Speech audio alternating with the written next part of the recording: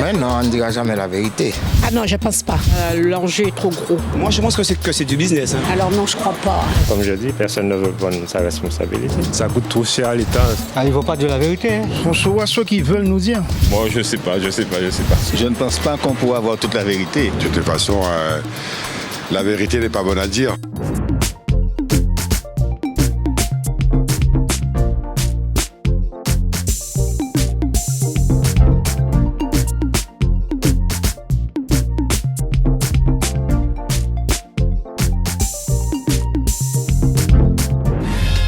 Bienvenue dans votre émission Qu'aille passer.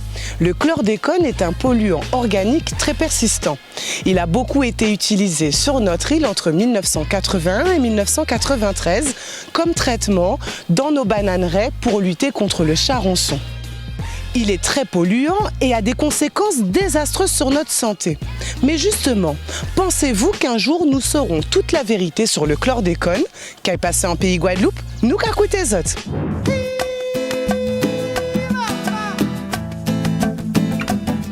Le chlordécone, c'est voulu, hein. C'est ça, c'est le système de l'État. Hein. Avec l'État maintenant, il faut s'attendre à tout, donc je ne sais pas. Je pense qu'ils vont toujours continuer à cacher des choses. Et de toute façon, ça fait un bon moment, cela. Ça a toujours été comme ça en Guadeloupe. S'ils disent la vérité, il y aura beaucoup de soucis. Je crois qu'il y a 75% des sols qui sont un peu contaminés par cette chose. Pour parler très franchement, je ne suis pas sûre que l'État prenne un jour ses responsabilités. Je dis qu'on va toujours nous cacher. Hein. On est déjà dans le mensonge. Hein. Donc c'est bien gardé et c'est fait exprès. Et c'est même cautionné même. Je ne veux pas dire ce que je pense. Mais il faut dire ce qu'on pense. Si depuis 20 ans, ils n'ont pas pris la responsabilité. Vous trouvez que l'État va vous dire des vérités? J'ai un doute qu'ils la prennent vraiment un jour. Moi, je pense qu'elle dirait plutôt des mensonges. Le chlordécone, c'est l'État qui l'a créé. C'est l'État qui l'a vendu. Je sais, il y a un monsieur qui parlait de ça dernièrement. Il y a du Rimel qui parlait de ça. Pas s'ils vont prendre leurs responsabilités, ça dépend. Il y a tellement de trucs en cours. Bon, on va attendre.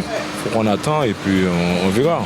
Ils vont mettre une pression sur cette chose. Il faudra vraiment qu'on nous dédommage de cette chose. Hein. Il y a des choses peut-être qui s'ils prennent la responsabilité, ils vont peut-être avouer à la population ce qu'ils ont fait. C'est pas la peine d'insister, on va pas gagner l'État. Pour la simple raison que, en quelque part, ils sont participants. C'est leur produit, c'est leur truc, alors on va pas leur gagner. Ah ben c'est une business, c'est le business. C'est l'État. Hein. C'est bêtisme de la reconnaître qu'ils fassent de bêtises. Et ils vont pas le reconnaître. Si vous dites la vérité, les gens vont poursuivre. On va devoir indemniser les gens en Guadeloupe. Ça va leur coûter trop cher, c'est ça. Alors ils font traîner le dossier. Quoi. Pourquoi ils n'en parlent pas en France? C'est seulement en Guadeloupe qu'on s'occupe du chlordécone. Ça fait combien plus de 40 ans en France, ils le font plus. On l'a interdit chez nous 10 ans après qu'on l'a interdit chez les autres. Aux États-Unis, c'est interdit. C'est qu'ils savaient pertinemment qu'il y avait quelque chose que c'était pas bon. Quoi. C'est seulement ici. Mais on est déjà contaminé, on continue à manger du chlordécone. Voilà, on est là pour faire des essais. On peut juste constater que nos mamans sont un peu plus malades, nos enfants vont être un peu plus malades.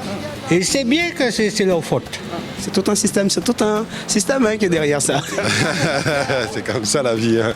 C'est quand même dommage qu'on se retrouve un pays comme Guadeloupe dans cette situation. J'espère que la Guadeloupe s'en sortira de ce problème. Ah, je l'espère, mais je ne sais pas. Mais par contre, je peux faire une suggestion à l'État.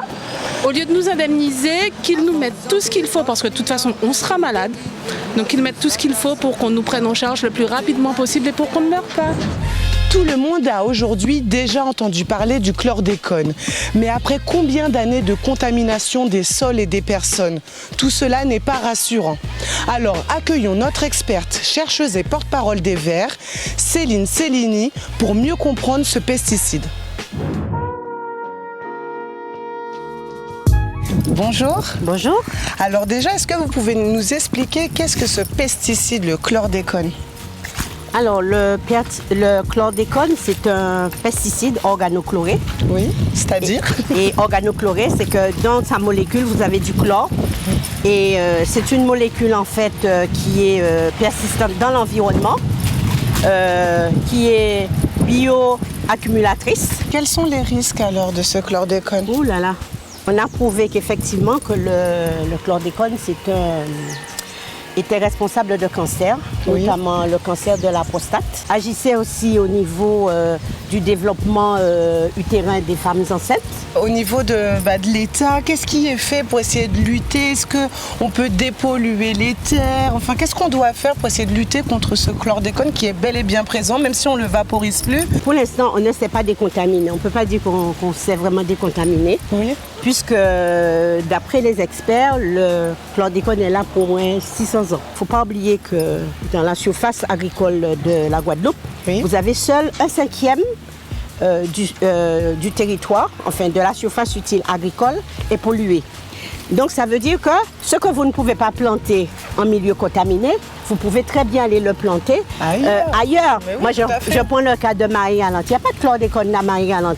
Alors pourquoi ne pas faire planter des ignames, des patates en quantité, tout à fait. D'ailleurs, pour nourrir la Guadeloupe, oui. Ça va développer l'agriculture au niveau de Marie-Galante.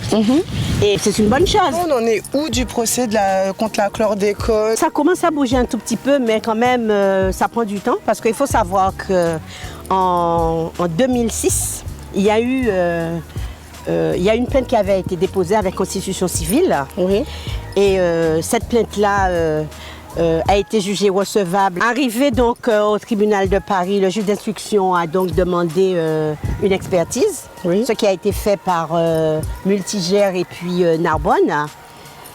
Et effectivement, la conclusion, c'est que l'État ne pouvait pas ignorer que ce pesticide était responsable de maladies. Les sols étaient bien contaminés, était cause justement de pollution de l'eau, pollution du sol et de maladies, notamment les cancers. Ceux qui ont porté plainte, ils ont demandé qu'on entende une audition des responsables, c'est-à-dire ceux qui ont donné l'ordre de faire la dérogation. Oui. Alors là, c'est motus, bouche cousue, et puis ils disent que c'était pas recevable. Donc alors, ce qu'ils ont eu l'idée de faire circuler une pétition avec 1 millier de signatures et adresser cette pétition justement à la commission des pétitions européenne. D'accord. Et là, cette commission a décidé que cette pétition était recevable et l'a transmise à la commission européenne. Donc on en est là. Et franchement, on espère de tout cœur que ça marchera, parce que si jamais ça ne marche pas, on risque d'avoir une plainte classée sans suite. Et là, c'est la catastrophe, quoi. Il n'y a pas de responsable, donc ça veut dire que bon, ça ne s'est jamais produit. Le combat continue et nous devons tous rester mobilisés. On peut conclure comme ça? Oui, moi je pense que c'est très important pour l'avenir de nos générations futures. D'accord, c'est dit. Merci pour toutes ces explications et on restera attentifs. Merci beaucoup. Au revoir. Même si ce pesticide est aujourd'hui interdit, sa pollution nous contaminera encore pendant des années.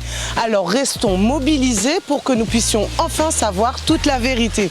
Qu'à y passer, c'est déjà terminé et ne l'oubliez pas, c'est l'émission qui vous donne la parole. À très vite.